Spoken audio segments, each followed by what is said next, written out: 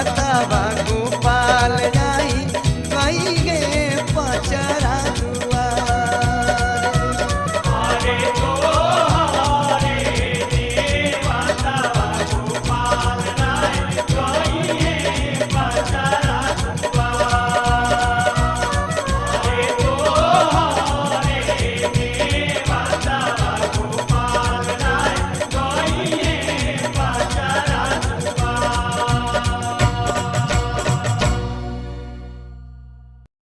Jeevandeep Institute of Management and Technology, affiliated to the Bundelkhand University, offering a trioca of management, computer and paramedical courses to the students of the region at affordable cost. The courses are recognized by the UGC, AICTE and PCI. JD IMT Varanasi.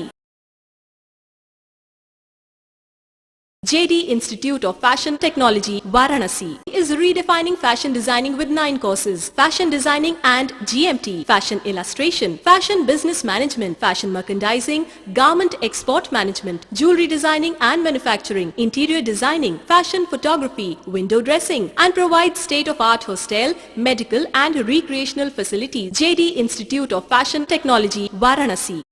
Jeevandeep public school Varanasi, nursery से class 9 तक, CBSE board, अंग्रेजी माध्यम, आधुनिक शिक्षण प्रणाली, computer प्रयोगशाला, विज्ञान प्रयोगशाला, लाइब्रेरी, खेल कूद, छात्र छात्राओं के लिए हॉस्टल व्यवस्था, विद्यालय वाहन की भी सुविधा। जीवनदीप पब्लिक स्कूल, बड़ा लालपुर, वाराणसी।